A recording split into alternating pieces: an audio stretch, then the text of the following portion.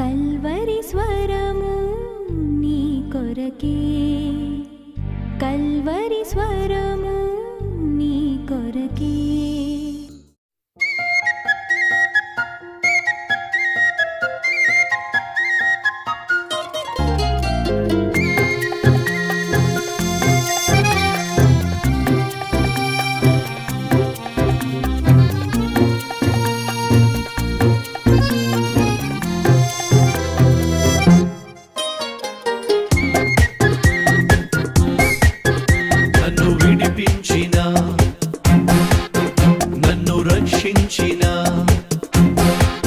నన్ను క్షమించిన, నన్ను కరుణించిన నా యేసుకే స్తోత్రము, నా క్రీస్తుకే వందనము. నా యేసుకే స్తోత్రము, నా క్రీస్తుకే వందనము. నన్ను విడిపించిన, నన్ను రక్షించిన, నన్ను క్షమించిన, నన్ను కరుణించిన నా యేసుకే స్తోత్రము, నా క్రీస్తుకే వందనము. నా యేసుకే స్తోత్రము, నా క్రీస్తుకే వందనము.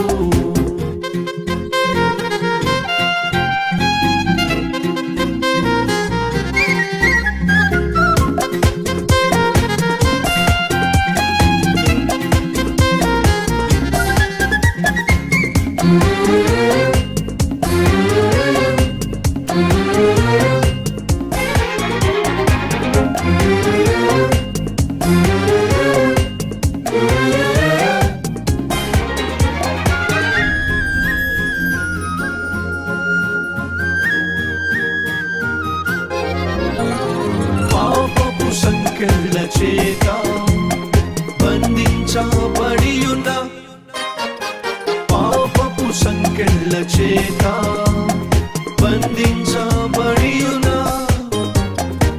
నన్ను చూచి, నన్ను చేరి, నన్ను చూచి, నన్ను చేరి విడిపించిన దైవమా,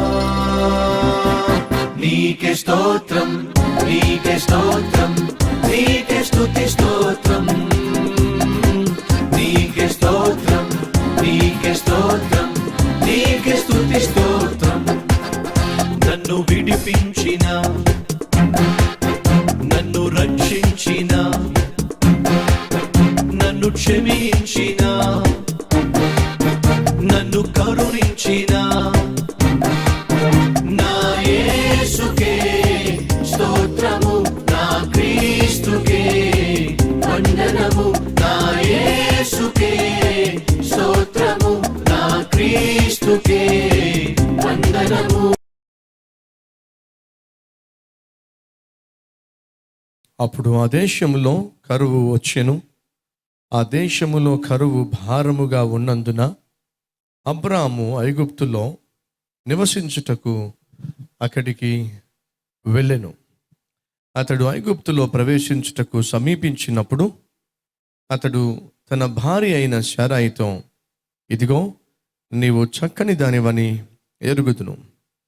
ఐగుప్తీయులు నిన్ను చూచి ఈమె అతని భార్య అని చెప్పి నన్ను చంపి నిన్ను బ్రతకనిచ్చెదరు.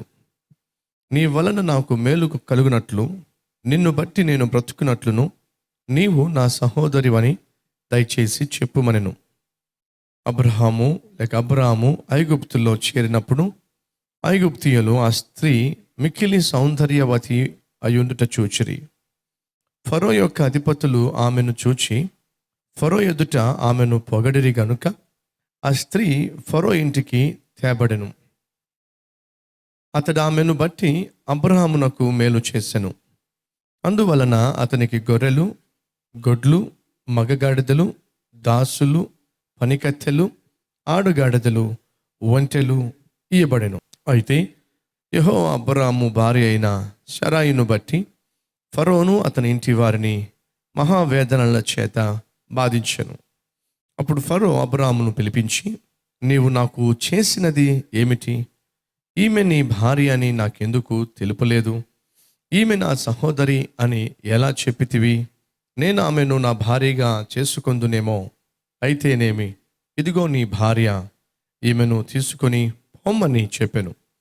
మరియు ఫరో అతని విషయమై తన జనులకు ఆజ్ఞాపించినందున వారు అతనిని, అతని భార్యను, అతనికి కలిగిన సమస్తమును పంపివేసిరి. అబ్రహాము తన జీవితంలో ఆత్మీయంగా దేవునికి దగ్గరగా చేరుతున్నప్పుడు, తన విశ్వాస యాత్రలో అననుకూల పరిస్థితి గుండా వెళ్ళవలసి వచ్చినప్పుడు, కరువు సంభవించినప్పుడు, ఆ కరువులో, ఆ కష్టంలో దేవుని మీద ఆధారపడి దేవుని వైపుకే తిరిగి, ఎందుకు ఈ కష్టము, ఎందుకు ఈ నష్టము, ఎందుకు ఈ అవమానము, లేక ఎందుకు ఈ కరువు, ఎందుకు ఈ ఆపద అని తెలుసుకోవడానికి బదులుగా ఈజీ మెథడ్ని, సులువైన మార్గాన్ని, సమస్యలో నుంచి ఈజీగా బయటపడే పద్ధతిని అబ్రహాము ఎన్నుకున్నట్టుగా మనం చూస్తున్నాం. ప్రియ సహోదరులు, సహోదరులు, మన జీవితాలు ఎప్పుడూ ఒకే విధంగా ఉండవు. ప్రతిదినము ఒకే విధంగా ఉండదు. జాగ్రత్తగా గమనించినట్లయితే మార్నింగ్ వాతావరణం ఒకలా ఉంటుంది, 10 o'clock వాతావరణం ఒకలా ఉంటుంది, 12 o'clock వాతావరణం ఒకలా ఉంటుంది, 3 o'clock వాతావరణం ఒకలా ఉంటుంది, 6 o'clock వాతావరణం ఒకలా ఉంటుంది, 9 o'clock వాతావరణం ఒకలా ఉంటుంది. మీరు జాగ్రత్తగా పరిశీలించినట్లయితే టెంపరేచర్ ఎప్పటికప్పుడు మారుతూనే ఉంటుంది. వెలుగు ఉంటుంది, మబ్బు పట్టినట్టుగా ఉంటుంది, మంచు పడుతుంది, అలాగే మిట్ట మధ్యాహ్నం ఉంటుంది, ఆ తర్వాత సూర్యుడు అస్తమించడం ఉంటుంది, కొంచెం వెలుగు తగ్గడం, కొంచెం చీకటి రావడం, పూర్తిగా వెలుగు తగ్గిపోవడం, పూర్తిగా చీకటి రావడం, ఇవన్నీ 24 hours చాలా చాలా మార్పులు మనం చూస్తాం. సో దినములో ఏ రీతిగా టెంపరేచర్లో మార్పు చూస్తున్నామో, లైటింగ్లో మార్పు చూస్తున్నామో, దయచేసి గమనించండి. మన ఆత్మీయ జీవితంలో కూడా 24 hours ఎన్నో ఎన్నో ఎన్నో మార్పులు మనం చూస్తాం. ప్రతి గడియ ఒకేలా ఉండదు, ప్రతి పూట ఒకేలా ఉండదు, ప్రతి ఉదయము ఒకేలా ఉండదు నీ జీవితంలో, ప్రతి సాయంత్రం ఒకేలా ఉండదు నీ జీవితంలో. కాబట్టి మన జీవితము ఏ రీతిగా టెంపరేచర్లో, లైటింగ్లో, దినంలో మార్పులు మనం చూస్తున్నామో, అలాగే మన జీవితంలో కూడా గడియలో ఏదో ఒక మార్పు సంభవిస్తూ ఉంటుంది. మార్పులు గుండా మన జీవితం ప్రయాణం చేస్తుంది అనే సత్యం మాత్రం మర్చిపోవద్దు. ఏ గడియ ఏమి తీసుకురాబోతుందో మనకి తెలియదు. రాబోయే నెక్స్ట్ 1 hour ఏం జరగబోతుందో మనకి తెలియదు. ఈరోజు సాయంత్రం ఏం కాబోతుందో మనకి తెలియదు. ఈ రాత్రి ఏం కాబోతుందో మనకి తెలియదు. పడుకొని పొద్దున్న లేచేసరికి ఏం కాబోతుందో కూడా మనకి తెలియదు. సో గడియకు మార్పులు, గడియకు చేర్పులు ఉంటూనే ఉంటాయి. కాన్స్టెంట్గా ఒకే లైఫ్ స్టైల్ని జీవించడం ఏ ఒక్కరికి సాధ్యము కాదు. అది ఎక్స్పెక్ట్ కూడా చేయమాకండి. ప్రభువా నా జీవితం ఎప్పుడు ఒకేలా ఉండాలి అనేది ఎప్పుడు మనం ఎక్స్పెక్ట్ చేయడానికి వీలు లేదు. అబ్రహాం జీవితంలో కూడా మార్పులు సంభవించినాయి. నీ జీవితంలో కూడా మార్పులు సంభవిస్తాయి. ఆ మార్పులు కొంతమంది జీవితంలో నిన్ను ఆత్మీయంగా బలపరచడానికి, ప్రభువుకు దగ్గరగా చేర్చడానికి, లేదా నీ ఆత్మీయ జీవితాన్ని పరీక్షించడానికి, లేదా సైతాను శోధించడానికి ఆ మార్పులు ఉపయోగపడవచ్చు. ఏది ఏమైనప్పటికీ నువ్వు దేవుని బిడ్డవైతే, నువ్వు ఎదుర్కొంటున్న మార్పుల్లో దేవుని సహాయాన్ని నువ్వు తీసుకున్నట్లయితే ప్రతి మార్పు కూడా నీకు ఆశీర్వాదకరంగా దేవుడు మార్చగలడు. ఈరోజు ఈ మాటలు వింటున్న ప్రియ సహోదరుడా, ప్రియ సహోదరి, గడిచిన వారానికి ఈ వారానికి చాలా మార్పు ఉంది. గడిచిన కొన్ని రోజులకు, గడిచిన 2-3 daysకి చాలా మార్పు వచ్చి ఉండొచ్చు. ఈ మార్పులు వచ్చినప్పుడు మన జీవితంలో చేయాల్సింది ఏంటంటే, ప్రభు పాదాలే పట్టుకొని, ప్రభు ఈ మార్పులకు కారణం ఏమిటి, ఈ మార్పుల్లో నుంచి నేను నేర్చుకోవాల్సింది ఏమిటి, ఎందుకు నా జీవితంలో, లేక నా ఉద్యోగంలో, లేక నా వ్యాపారంలో ఇదే మార్పులు సంభవిస్తున్నాయి. I can see difference in people, difference in their talk, difference in their behaviour, difference in their attitude. మనుషుల యొక్క మాట తీరులో మార్పు కనిపిస్తుంది, వారి యొక్క ప్రవర్తనలో మార్పు కనిపిస్తుంది, నా ఉద్యోగంలో మార్పు కనిపిస్తుంది, నా చుట్టూ ఉన్న పరిస్థితులలో మార్పు కనిపిస్తూ ఉంది, నా బిడ్డలలో మార్పు కనిపిస్తూ ఉంది, నా భర్తలో మార్పు కనిపిస్తుంది, నా భార్యలో మార్పు కనిపిస్తుంది, నా బంధువులలో మార్పు కనిపిస్తుంది, లేక నా వ్యాపారంలో మార్పు కనిపిస్తుంది. ఆ మార్పు ఏ వైపుకు దారితీస్తుందో మనకు తెలియదు కనుక ప్రతి మార్పులో మనం ప్రభువు మీద ఆధారపడినట్లయితే ఏ మార్పు కూడా మన జీవితాన్ని నాశనం వైపుకు నడిపించకుండా ఆయన కనికరము, ఆయన వాత్సల్యత సహాయపడుతుంది. సో మార్పులు సంభవిస్తాయి, అవి పాజిటివ్ కావచ్చు, నెగిటివ్ కావచ్చు. అలా మార్పులు సంభవించినప్పుడు మనం దేవుని మీద ఆధారపడడం ఆశీర్వాదకరం, దేవుని వైపుకు తిరగడం ఆశీర్వాదకరం. మార్పులతో పాటు కష్టాలు కూడా సంభవిస్తాయి, కష్టాలతో పాటు కన్నీరు వస్తుంది, నష్టాలు వస్తాయి, ఆపదలు వస్తాయి, అపనిందలు వస్తాయి, అన్యాయం చేయబడుతున్నట్టుగా నీకు అనిపిస్తుంది. ఇవన్నీ సంభవిస్తున్నప్పుడు దయచేసి గమనించండి, ఈజీ మెథడ్లో వాటిలో నుంచి బయటపడే ప్రయత్నం ఎప్పుడూ చేయొద్దు. ఎప్పుడైనా ఈజీ మెథడ్లో మనం బయటపడినట్లయితే మన జీవితంలో ఏమీ సాధించలేం. ఈజీ జీవితానికి కానీ, ఈజీ ఆత్మీయ జీవితానికి కానీ, ఈజీగా ఆత్మీయంగా ఎదిగే ప్రయత్నం కానీ, ఈజీగా దేనైనా సాధించే ప్రయత్నం కానీ, ఈజీగా ఇప్పుడున్న స్థితిలో నుంచి మెరుగైన స్థితికి వెళ్ళే ప్రయత్నం కానీ ఎప్పుడూ చేయమాకండి. ఎందుకయ్యా అంటే మన జీవితం ఈజీ కానీ కాదు. సింప్లిఫై చేస్తాను. ఈ లోకంలో నువ్వు ఉదయించినప్పుడు ఈజీగా ఈ లోకంలోకి నువ్వు రాలా. నీకు ఆ విషయం తెలుసా? తల్లి ప్రసవ వేదనలు పడితేనే, ప్రాణ అపాయ స్థితి గుండా వెళ్తేనే ఈ లోకంలో నువ్వు జన్మించావు. So you did not born in this world through a easy procedure. సులువైన మార్గంలో నువ్వు ఈ లోకంలో జన్మించలా. నీ పుట్టుకే బహు ప్రమాదకరమైన పరిస్థితి గుండా, వేదనకరమైన పరిస్థితి గుండా, శ్రమకరమైన పరిస్థితి గుండా నువ్వు ఈ లోకంలో జన్మించావు. సో ఈజీ జీవితానికి అలవాటు పడకండి. ఎప్పుడైతే మనం ఈజీ జీవితానికి అలవాటు పడతామో మన జీవితంలో కష్టపడడం చాలా కష్టం అవుతుంది. అంతేకాదు, కష్టపడాల్సి వచ్చినప్పుడు మనం కష్టపడడానికి బదులుగా నష్టపోతాం. ఫర్ సమ్ రీజన్ అబ్రహాము కష్టం వచ్చినప్పుడు ఈజీ మెథడ్ని చూస్ చేసుకున్నాడు. ఈజీగా ఆ కష్టం నుంచి బయటపడే ప్రయత్నం చేశాడు. కనుక సమయంలో సైన్స్ ల్యాబొరేటరీలో మీకు తెలుసు కదా, గొంగళి పురుగు గూడు కట్టుకుంటుంది. ఆ గూడు కట్టబడిన గొంగళి పురుగుని తీసుకొచ్చి సైన్స్ ల్యాబొరేటరీలో ఆ టీచర్ పిల్లలకి నేర్పించాలి అని ఆశపడ్డాడు.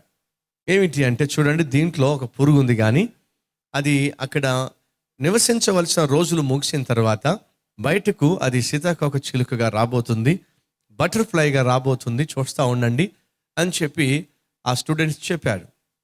చెప్పినప్పుడు దాంట్లో ఒక కుర్రవాడు చాలా యాక్టివ్, వాడు చాలా జాగ్రత్తగా పరిశీలిస్తూ ఉంటే స్లోగా లోపల నుంచి ఆ సీతాకోక చిలుక ఆ బలహీనమైన కాళ్ళతో ఆ పెంకును పగలగొట్టుకొని బయటకు వచ్చే ప్రయత్నం చేస్తుంది. అలా బయటకు వచ్చే ప్రయత్నం చేస్తున్నప్పుడు ఈ కుర్రవాడు గమనించింది ఏంటయ్యా అంటే, అరే సీతాకోక చిలుక తన కాళ్ళకున్న శక్తి సరిపోవడం లేదు, బయటికి రాలేకపోతుంది అని చెప్పి తాను ఏమైనా హెల్ప్ చేస్తే బాగుంటుంది అని ఆశపడ్డాడు. ఆ సీతాకోక చిలుక పాపం ఆ పెంకుని పగలగొట్టుకుని బయటకు రావడానికి చాలా అంటే చాలా, చాలా అంటే చాలా, చాలా అంటే చాలా, చాలా అంటే చాలా ప్రయాసపడుతుంది. 20%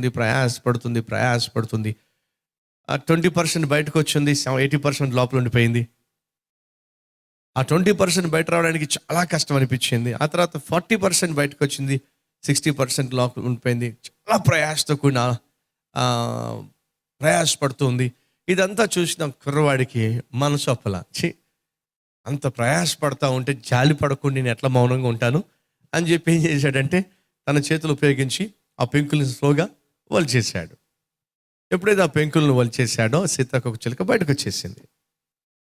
ఒక పావు గంట అయిన తర్వాత చూస్తే ఆ సీతాకోక చిలుక చచ్చిపోయి ఉంది. ఆ టీచర్ రానే వచ్చాడు. వచ్చిన తర్వాత యాక్టివ్గా ఆరోగ్యంగా కనిపించాల్సిన సీతాకోక చిలక చచ్చిపోయి ఉంది. ఏమీ అర్థం కాలం.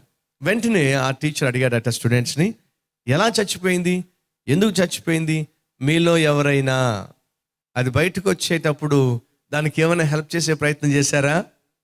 మీలో ఎవరైనా అది బయటకు వస్తున్నప్పుడు ప్రయాసపడుతున్నప్పుడు కష్టపడుతున్నప్పుడు మీరు ఎక్కువగా అనవసరంగా జాలిపడి ఏదైనా చేశారా అని అంటే మిగిలిన వాళ్ళు చెప్పేశారు, వీడే చేశాడండి అని చెప్పి. ఏం చేశావురా? హెల్ప్ చేశాను సార్. ఏం చేశాడట? హెల్ప్ చేశాడట. అప్పుడు టీచర్ చెప్తున్నాడు, నువ్వు చేసింది హెల్ప్ కాదురా, నువ్వు చేసింది హాని. నువ్వు అనుకుంటున్నావు అది హెల్ప్ అని చెప్పి, అది వాస్తవంగా హెల్ప్ కానీ కాదు. దేవుడు సృష్టిలో ఒక అద్భుతమైన సత్యాన్ని దాచిపెట్టాడు.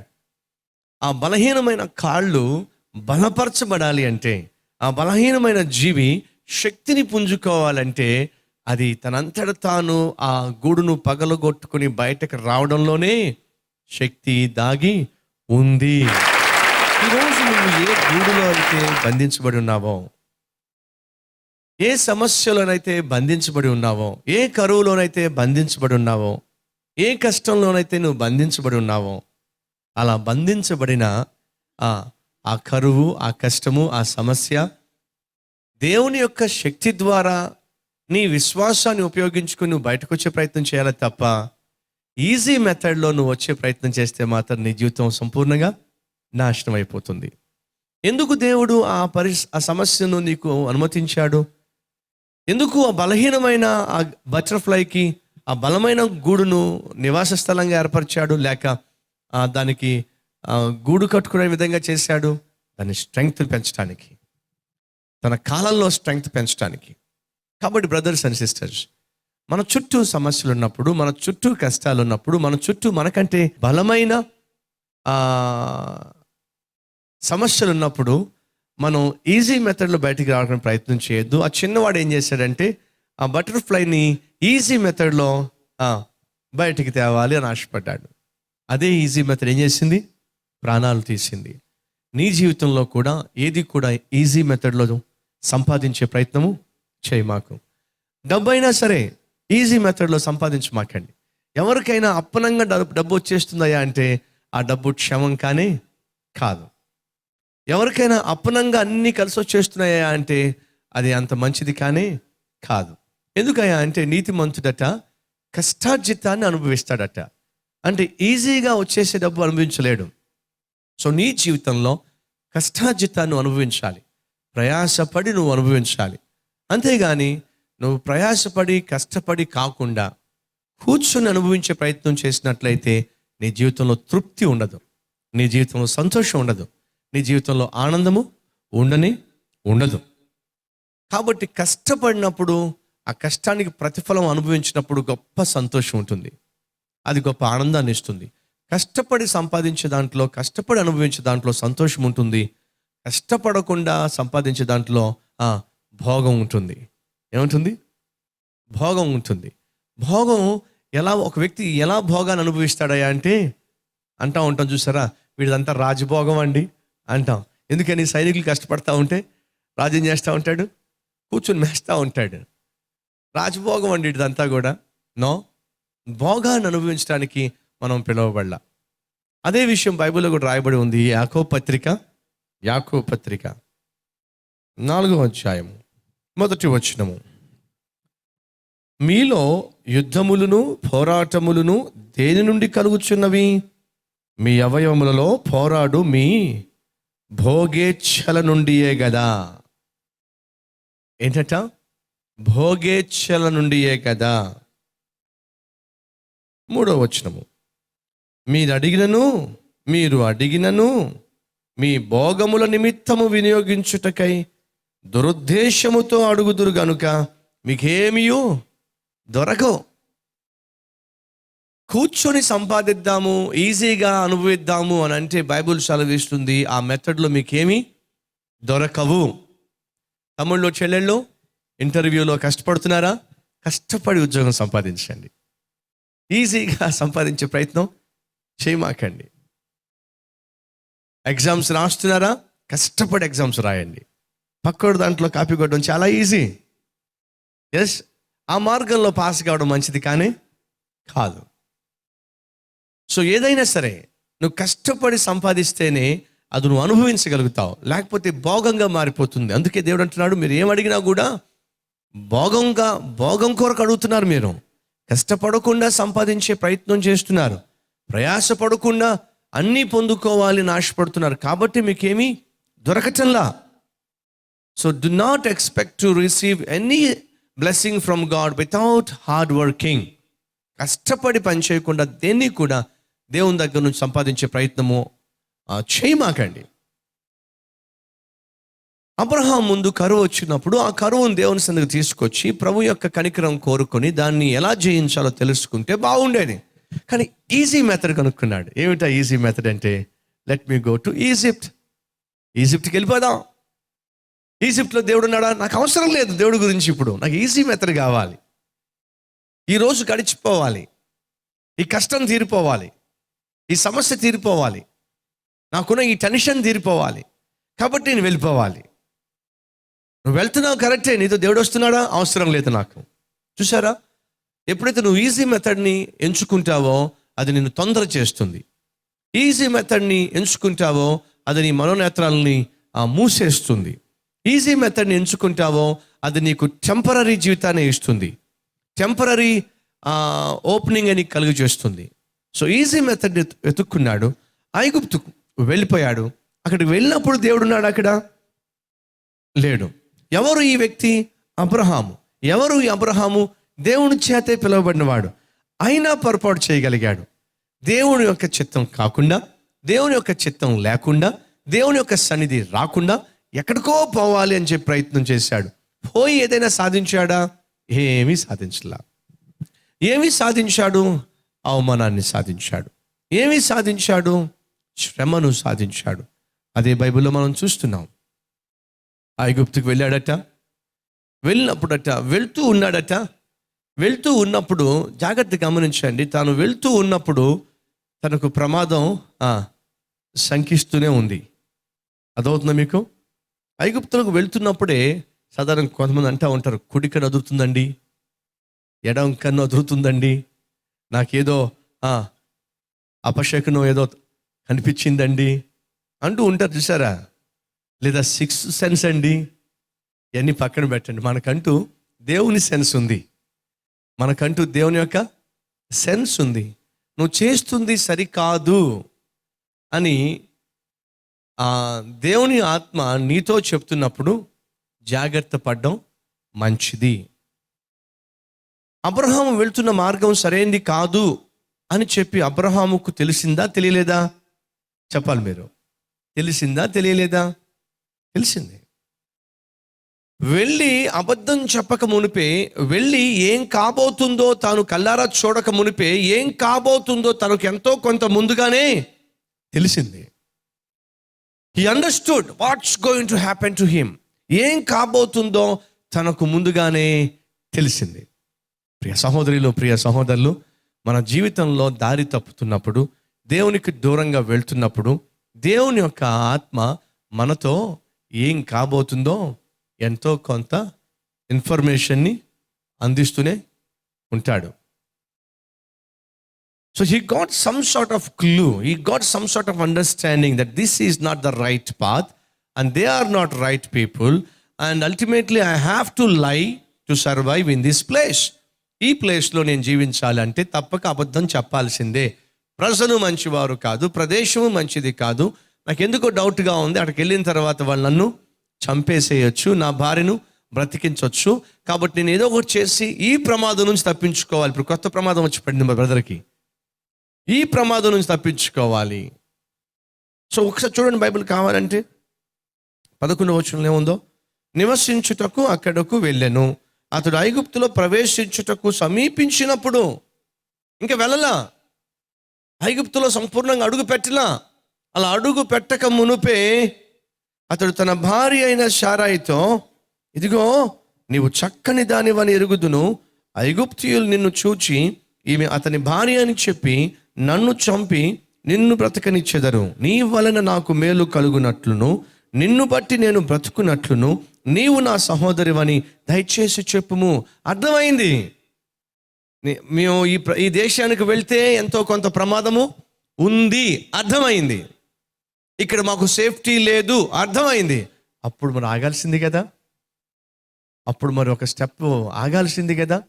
ఇంత ప్రమాదకరమైన ప్రదేశానికి ఎందుకు వెళ్తున్నాం మనం? ఇంత సేఫ్టీ లేనటువంటి ప్రదేశానికి ఎందుకు వెళ్తున్నాం? ప్రియ సహోదరుడా, ప్రియ సహోదరి, ఎన్నోసార్లు దేవుని యొక్క ఆత్మ నీతో పెనుగులాడలేదా? నువ్వు వెళ్ళకూడని మార్గంలో వెళ్తున్నప్పుడు, నువ్వు చేయకూడని పనులు చేస్తున్నప్పుడు, నువ్వు దేవుని యొక్క చిత్తానికి దూరం అవుతున్నప్పుడు, దేవుని యొక్క ఆత్మ నీతో పెనుగులాడి అడ్డుపడే ప్రయత్నం చేయలేదా?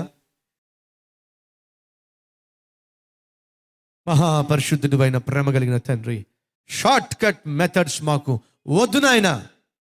అడ్డదారి దొడ్డిదారి మాకొద్దు.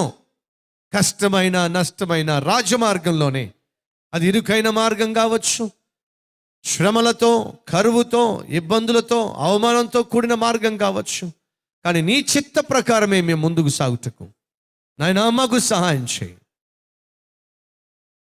ఎందరైతే ఈరోజు ప్రభువా తమ జీవితంలో కష్టపడకుండా ప్రయాసపడకుండా దేన్నైతే సాధించాలి అనుభవించాలి అని ఆశిస్తున్నారో దాన్ని దూరం చేయండి.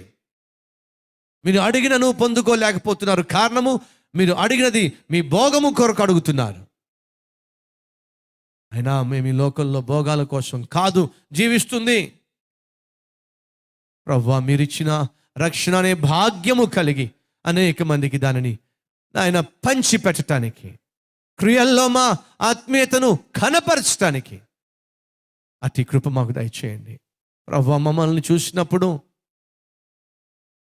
పైనుంచి కింద దాకా మమ్మల్ని చూసి నీది ఒక ఆత్మీయతేనా, నువ్వు ఒక భక్తుడివేనా, భక్తురాలువేనా అని ఎదురుగా ఉన్నవారు ప్రభువా మమ్మల్ని చూసి లోపటనైనా మమ్మల్ని కించపరచకుండా, హేళన చేయకుండా, ఆ దుస్థితికి మేము ఎన్నడూ రాకుండా సహాయం చేయండి. నీ పాదాల చెంత చేరి నీ చిత్తము చేసే జీవితాన్ని, నీ చిత్తములో ఎదిగే జీవితాన్ని దయచేయమని యేసు నామములో వేడుకొనుచున్నాము తండ్రి, ఆమేన్.